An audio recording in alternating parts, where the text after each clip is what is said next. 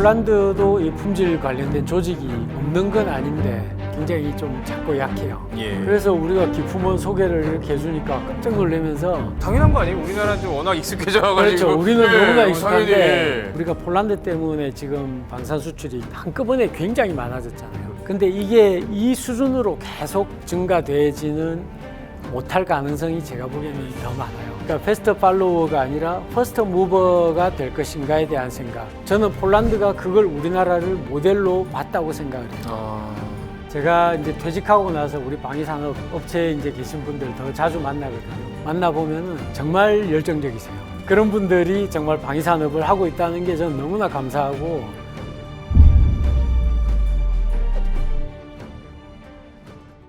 사실은 그것도 여쭈고 싶어요. 이제 앞서 잠깐 운을 띄우긴 했지만 헬기 무용론 되게 많이 나오잖아요. 중요한 건 이제 지금 말씀하신 대로 그렇게 유무인 복합과 드론의 활용 이런 것들이 좀 다각적으로 각 제대의 요구 사항별로 좀 필요하다라고 보거든요. 그런 것들에 대한 구상은 어떻게 좀 짜는 게 바람직하다고 보시는지도 좀 말씀해 주시면 좋을 것 같아요. 전쟁에서 이제 싸워 이기는 얘기를 할 때 전쟁의 원칙, 공격이나 방어 작전의 준칙도 있고 뭐 고려사항들도 있고 막 한데 저는 굉장히 중요하다고 생각하는 것이 균형과 조화라고 생각을 해요. 균형과 조화. 우리가 물론 이제 뭐 기술도 엄청나게 발전해 있고 돈도 너무나 여유 있게 많고 그러면은 정말 최첨단, 최고의 위력을 자랑하는 그런 무기들만 다 구입을 해가지고 우리 군이 진짜 싸워 이기면 좋겠지만은 결국 제일 문제는 국방 재원의 문제. 제한적인 국방 재원을 어떻게 합리적으로 배분할 것인가의 문제이고 그다음에 두 번째는 시간의 문제라고 봐요. 아파치하고 드론을 만일 비교한다면 물론 드론이 요즘 이제 뭐 러시아, 우크라이나 또는 이스라엘, 하마스 이런 데서 굉장히 효과적으로 운용이 되고 있다라는 것도 분명한 건데 우리 한반도의 전쟁이 혹시라도 만일에 발발한다면 북한의 위협들을 제거하는데 과연 우리가 드론만으로 할 수 있나.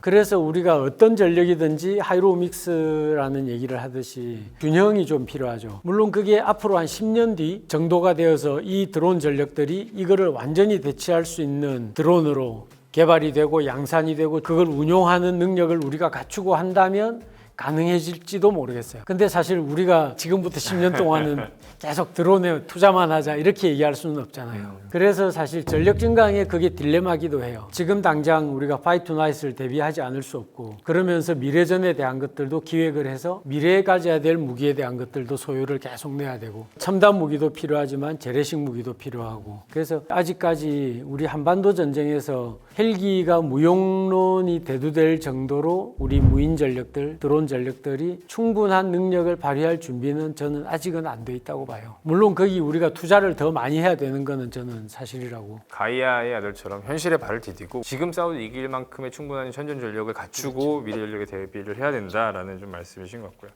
이제 좀 그런 얘기들 좀 해보면 좋을 것 같습니다. 기품원장으로 딱 계시면서 가장 기억에 남았던 제도적인 발전 혹은 뭐 이건 정말 내 기품원에 있으면서 좀 꼭 필요한 일을 했던 것 같다. 이건 사실 약간 개인적인 생각일 수도 있고 두 가지만 말씀을 이제 드리자면 첫 번째는 이 품질에 대한 개념. 민간에서는 퀄리티 4.0이라는 얘기를 해요. 퀄리티 4.0이요. 네. 그 전에 품질의 관점은 뭐였냐면은 규격을 놓고 보는 거예요. 이렇게 만들게 돼 있어서 이렇게 만들었네. 그러니까 그냥 만들어진 대로 써. 양산하기로 한 대로 만들었으니까 마음에 안 들지 모르겠지만 이상 없는 거야. 그냥 쓰면 돼. 아니 내가 불편하다니까. 내가 불편하는데. 그래서 우리가 그 전에는 품질이라고 하면은 규격 적합성, 규격대로 만들어졌느냐 안 만들어졌느냐 이런 쪽에 이제 그게 더 컸는데 지금 이제 민간에서의 품질의 관점이 좀 바뀐 건 사용자 만족 위주로 가야 된다. 아무리 규격에 맞게 잘 만들었어도 사용자가 100% 완벽하게 만족하지 못하면 그거는 품질이 정말 최고라고 얘기하면 안 된다라는 거죠. 또 그렇게 돼야 된다라고 할 수 있는 것 중에 하나가 워낙 자동화가 많이 되잖아요. 이제는 이게 자동화가 너무 잘 되면 그렇게 불량이 나오는 거를 겁내 가지고 그런 거를 하나하나 검사하고 있을 이유는 이제는 오히려 별로 없을 수도 있다. 그래서 그 전처럼 이제 우리가 이게 양산을 하는데 가가지고 하나하나를 다 품질 검사를 해가지고 보증을 하고 하는 이런 거를 이제는 좀 넘어서서 진짜 사용자가 만족할 수 있는 것일까를 보려면 그 앞에 개발 단계로 넘어가야 돼요. 어떨 때는 소요 기획 단계부터 해야 된다고 얘기를 해요. 소유를 잘못 파악했어 이렇게 될 수 그렇죠. 있는 거군요. 니네 그렇게 요구하면 나중에 만들었을 때 이거 불만 없겠어? 심지어 이거를 사용하다가 성능 개량을 하는 운영 유지 단계까지를 다 통틀어서 우리가 품질의 역할을 더 확장을 해야 된다. 그게 기품원의 역할이 되어야 된다라고 저는 생각을 하죠. 두 번째는 우리 국방과학기술의 발전과 우리 무기체계의 변화, 그 다음에 우리 국방혁신 4.0 같은 이런 것들, 그런 것들의 영향도 분명히 있습니다. 왜냐하면 이게 그전에 재래식 무기를 만들어낼 때 전차나 자주포 또는 함정, 전투기 이런 것들은 우리 기품원이 늘 기계적인 것들이 많았잖아요. 그렇죠. 그래서 그동안 우리가 하던 품질 검사의 어떤 제도를 적용해 가지고 계속 잘하면 되는 거였는데 이제는 무기 자체가 전혀 예측하지 못했던 희한한 무기들이 나오는 거예요. 엄청 많은 기술들이 집약적으로 그렇죠. 고도화된 기술들이 그렇죠. 사용되고 거기다가 이제 막 AI까지 나온다고 하지. 심지어 재래식 무기인 것 같지만 그게 굉장히 새로운 기술들이 발전되어 가면서 접목되어 가는 것들을 또 준비를 더 해야 되죠. 그리고 지금 당장 만들어낼 때의 품질을 보장하는 것뿐만이 아니고 품질이 이 총수명주기 동안 계속 신뢰성을 확보할 수 있는 이런 것들이 이제 더 중요해지는 시기가 됐으니까 그래서 그 신뢰성 센터도 이제 저희가 좀 확장을 해서 군을 위해서 더 필요한 역할을 해줘야 되겠다. 그게 이제 사실은 군의 얘기를 더 많이 듣는 거예요. 쓰다가 사용자가 불만스럽다는데 그걸 우리가 그 규격대로 된 거니까 이상 없어요라고 그냥 돌려보내지 말고 그 얘기를 다 귀담아 듣고 개선을 해줘야 되겠구나. 성능 개량할 때 이런 거를 꼭 반영해야 되겠구나.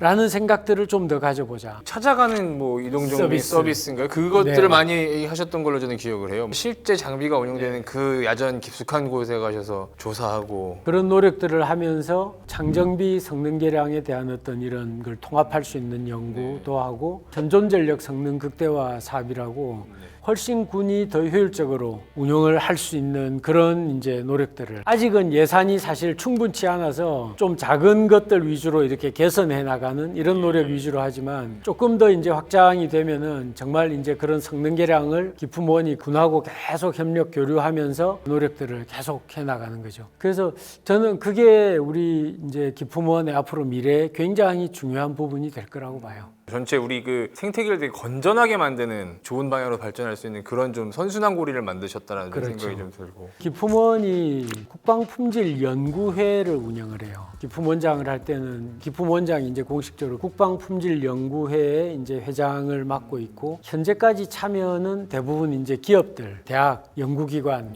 이런 데가 이제 그 연구회 이제 각 분과에 이제 참여를 주로 하고 있었는데 제가 이제 그 가가지고 좀 확장을 시킨 건 이 국방품질연구회가 기본적으로 목적은 군이 원하는 거를 더 발전시켜주기 위해서 해야 되는 건데 왜 군이 이렇게 참여를 적극적으로 안 하는가. 그러니까요. 그래서 제가 사실 그때 어렵게 부탁을 한 게 각 군의 군수사령관님들이 계세요. 예. 그래서 이제 육해공군 군수사령관님들한테 제가 이제 개인적으로 좀 부탁을 드렸죠. 우리가 국방품질연구회를 이렇게 운영을 하는데 사실 여기에 군이 제일 중요한, 제일 많은 말씀을 해주셔야 되고 또 참여해서 기술적으로도 같이 공부도 많이 해야 되는. 그래서 이제 그분들이 국방품질연구회 부회장을 맡아주시게 되니까 각 군 군수 쪽하고 협력이 훨씬 좋아졌죠. 이런 내부 어떤 시스템이 하나하나 자리 잡아 나가면서 그러는 와중에 사실 이제 K방산 네, 이제 파이가 점점 커져서 지금 이제 완전 저 기하급수 쪽으로 이렇게 쭉 늘어났단 말이에요. 근데 우리 쓰는 것들은 그런 식으로 발전시켜 나가면 되지만 이게 국제 표준에 맞는 거냐? 그리고 이것들이 우리가 썼을 때 만족한다고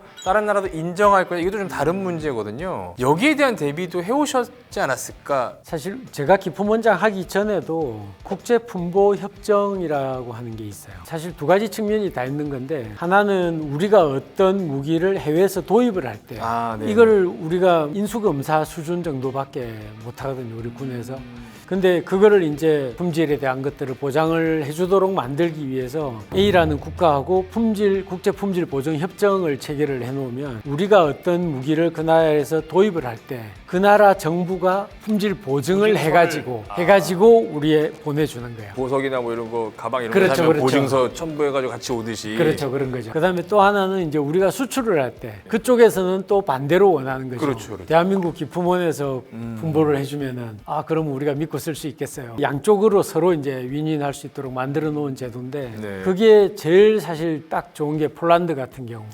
딱 맞아 떨어진 거군요. K2, K9, FA50 천무까지 하면서 이게 다 이제 우리가 해줘야 되는 일들이잖아요. 그렇죠. 그래서 제가 기품원장 하면서 폴란드를 2번을 갔어요. 처음에 이제 그쪽에서 우리 무기를 수입할 때 폴란드도 이 품질 관련된 조직이 없는 건 아닌데 굉장히 좀 작고 약해요. 예. 그래서 기품원이 어느 정도 어떤 역할을 하는지 소개를 해달라. 그 다음에 자기들하고 교류 협력을 좀 더 이렇게 할 수 있는지 논의를 하자. 그래가지고 제가 이제 가서 국영방산기업의 회장, 군비청장 뭐 이런 분들을 만나면서 그 군비청장을 만나니까 이제 저한테 그 얘기를 하는 거예요. 자기는 처음 알았대요. 정부가 국방의 품질 관리를 하는 조직을 우리나라 정도 되는 데서 이렇게까지 갖고 있는 경우는 그래요? 당연한 거 아니에요? 우리나라 좀 워낙 익숙해져가지고. 그렇죠. 우리는 너무나 익숙한데 당연히. 그래서 우리가 기품원 소개를 이렇게 해주니까 깜짝 놀라면서 일단 첫 번째 폴란드로 들어오는 무기에 대해서는 기품원이 품보를 확실하게 해주면 좋겠다. 책임지고 해달라고 이제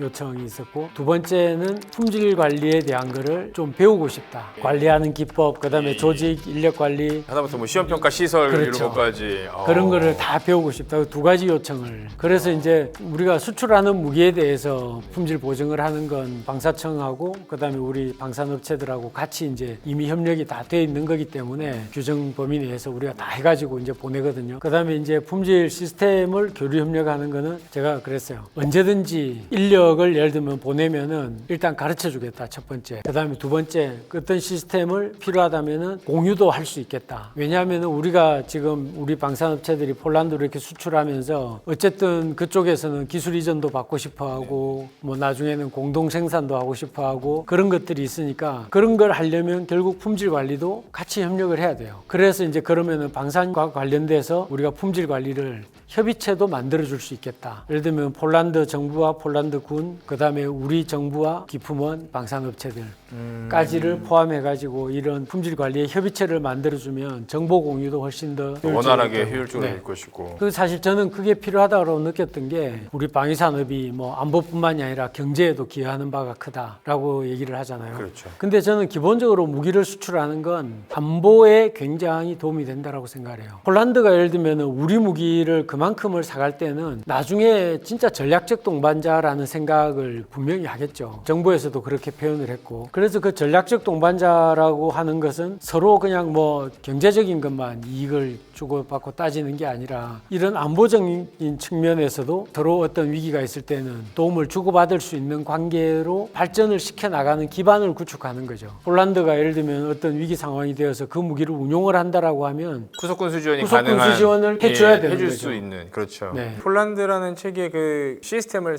세팅을 잘 해놓으면 나중엔 우리가 위기에 닥쳤을 때도 역시 똑같은 지원을 받을 수 있을 거라는 기대를 해도 되는 거잖아요. 그렇죠. 저는 그렇게 생각해요. 우리가 K9을 예를 들면 수출을 하고 155mm 포탄을 수출을 했는데 나중에 우리가 진짜 탄이 부족해질 상황이 되면 그 탄들이 우리한테 다시 올 수도 있는 거죠. 그래서 저는 폴란드에 우리가 방산 수출을 이 정도 규모로 할 때는 적어도 그 무기들에 대해서 품질에 대한 것만큼은 가성비라고 표현을 하지만 저는 사실 가성비보다는 더 앞에 있는 게 우리 무기 체계의 품질의 우수성이더라. 진짜 그게 정말 우수하니까 가성비가 두 번째 따라오는 거지. 진짜 어떤 나라가 국방을 그걸 담보로 하는데 거기에 그냥 싸다고 막 사겠어요. 진짜 쓸만하니까 사고 마침 싸니까 더 좋은 거지. 그래서 저는 그 성능, 비용, 일정 이 삼박자가 다 폴란드를 만족시켰다고 생각을 해요. 참 여담이지만 제가 그래서 폴란드의 그 군비청장을 두 번째 만나면서 폴란드 군이 이걸 운용하다가 혹시라도 이제 조금 어떤 걸 요청을 하고 싶을 때 제가 우리 기품원 주재원을 파견을 폴란드로 네, 그래서 기품원 주재원이 올해 10월 달에 아마 나갔을 거예요. 기품원 주재원이 정부 차원에서의 어떤 이런 거를 더 적극적으로 해결할 수 있는 이런 노력을 좀 더 배가할 수 있도록 만들어 놓는 거죠. 아까 그 찾아가는 국내 네, 그 서비스를 폴란드에서도 지금 하고 그렇죠, 계시는 그렇죠. 거예요. 그런 노력을 하는 거죠. 수출 경쟁력 이런 얘기를 하다 보니까 사실은 저희 녹화 이제 얼마 전에 미국에서 트럼프 대통령 당선인 신분으로 이제 바뀌지 않았습니까? 이제 47대 대통령이 될 텐데 사실은 이 여러 가지 다양한 변화들이 또 있을 것이다 이런 예측들을 좀 많이들 하더라고요. 트럼프가 나토의 어떤 국방비를 계속 늘려올 것을 주장했었고 심지어 미군 일기 행정부터 철수까지 일부 이런 여러 가지 지금 상황들을 봤을 때 우리 방위 산업 전망은 어떨 것인가? 사실은 미국의 어떤 그 한 사람의 지도자의 변화 때문이 아니라 기본적으로 국방이라고 하는 건 우리가 자주국방이라고 표현을 했잖아요. 그게 당연하다고 저는 생각을 해요. 어떤 측면이죠? 물론 요즘과 같은 어떤 국제관계, 국제정치 질서 속에서 어떤 나라가 자기의 힘만으로 국방을 책임지겠다. 사실 이렇게 얘기하기는 어려워요. 다 외교관계 속에 얽혀있기 때문에 그거는 너무나 당연한 거지만 기본적으로 자주국방이라고 하는 의식을 가지는 거 저는 그건 당연히 필요하다고 생각해요. 저는 지금 요즘 방산 수출이 이렇게 잘 되는 게 그 국방에 대해서는 뭐 요즘 여야가 없다 이런 말씀들 너무 많이 하시잖아요. 네네. 안보에 대해서는. 그렇죠. 저는 그게 우리 국민들의 기본적으로 굉장히 좋은 의식일 거라고 생각을 하고 그래서 우리 방위 산업이 발전하도록 기반을 조성하고 정부 차원에서도 투자도 하고 우리 방산이 클 수 있도록 계속 도와준 거죠. 우리 군도 그만큼 계속 전력 증강을 강화해 온 거고 이런 것들이 다 시너지가 되어서 지금 현재 우리나라 정도의 국방력을 가진 거잖아요. 이건 다른 어느 나라가 보더라도 굉장히 좋은 모델이 될 겁니다. 저는 폴란드가 그걸 우리나라를 모델로 봤다고 생각을 해요. 위기를 느끼는 나라일수록 더 절실하게 와닿겠죠. 그런 절박함이 있으니까 폴란드는 빨리 시작을 한 거고 나머지 이제 나라들도 그런 위기가 이제 조금씩 고조되면은 그런 국방의 필요성을 더 느낄 거고 각국의 방산 경쟁은 더 치열해질 거예요.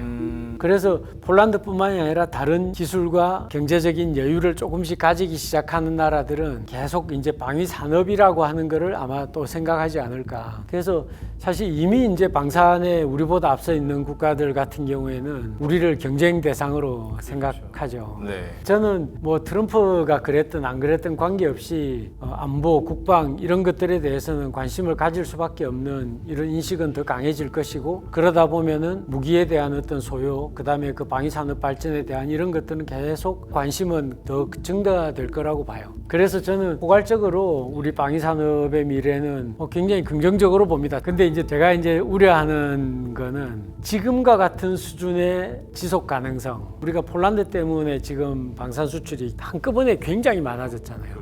근데 이게 이 수준으로 계속 증가되지는 못할 가능성이 제가 보기에는 더 많아요. 물론 우리한테 이제 여러 가지 무기를 수입해 가려는 국가들은 많아지겠지만 그럼에도 불구하고 이렇게 급격한 증가는 낮아질 수도 있다. 그다음에 두 번째는 우리가 지금 수출 이제 하는 것들이 재래식 전력 위주가 많잖아요. 그러면 이제 앞으로 이걸 조금 더 나아간다면 우리 국방과학 기술을 어떻게 더 발전을 더 빨리 시켜서 그러니까 패스트 팔로워가 아니라 퍼스트 무버가 될 것인가에 대한 생각. 실제로 앞으로 전장에서는 더 영향력이 커질 것이고 비용적인 측면에서도 어떤 지속 가능성에서도 큰 부분들이 되지 않을까 그런 생각들이 들어요. 그래서 우리가 첨단 국방과학 기술의 발전 이런 것들을 좀 더 앞서갈 수 있도록 정부 차원에서의 좀 더 강력한 지원, 국내 업체들도 좀 더 과감한 투자 이런 것들이 이제 필요하고 우리 군도 사실은 그런 투자를 유도할 수 있도록 무기체계의 소유들에 대해서도 좀 더 전향적으로 발전을 좀 추구를 할 필요가 있다고 보는 거죠. 단순히 정말 트럼프를 지렛대로 제가 여쭤보긴 했지만 우리 방위 산업의 지속 가능성 측면에서는 꼭 유념해야 되는 사안인 것 같아가지고 뭔가 안개가 다 거치는 듯한 이런 명확한 답변을 해주셔서 너무 감사합니다. 이제 좀 끝으로 우리 프로파일럿 구독자님들 그리고 이제 방산 업계를 위해서 마지막으로 좀 한 말씀 해주신다면 어떤 말씀을 해주실 수 있을까요? 저 같은 경우에는 사실 이제 평생 군 생활을 했으니까 군을 사랑하는 마음을 가진 국민들이 많으면 신뢰하는 국민들이 많으면 저는 나라가 강해진다라고 생각을 해요. 프로파일럿 구독자님들은 기본적으로 우리 이런 군에 관심도 많으시고 우리 국방을 늘 아껴주시는 분들일 거라고 생각을 하고 제가 평소에도 너무 감사하게 생각을 해요. 저는 사실 우리 방위산업 발전 정말 잘 될 거라고 믿습니다. 제가 이제 퇴직하고 나서 우리 방위산업 업체에 이제 계신 분들 더 자주 만나거든요. 만나보면은 정말 열정적이세요. 진짜 도전 정신 강하고 국방에 대한 의식도 너무나 어떨 때는 막 저보다 더 투철하죠. 그런 분들이 정말 방위산업을 하고 있다는 게 저는 너무나 감사하고 그래서 저는 우리 방위산업 잘 될 거라는 확신이 분명히 있고 우리 국방이 앞으로 적어도 전력 증강만큼은 그만큼 수준으로 발전해 나가서 우리 군이 싸워 이길 수 있는 준비가 갖춰질 거라는 확신이 있습니다. 네. 정말 믿고 응원해주고 최대한 뭘 더 개선하면 발전이 될 것인가를 고민하는 그런 것들이 좀 필요한 것 같습니다. 네. 그런 국민들의 신뢰와 사랑으로부터 진정한 자주국방이 가능해지지 않겠는가 그런 생각을 하고 우리 프로파일럿 구독자님들께서도 정말 우리 군과 방위산업 다 같이 응원 많이 해주시면 좋겠습니다. 감사합니다. 오늘 원장님 말씀 고맙습니다. 잘 들었습니다. 네. 감사합니다. 네.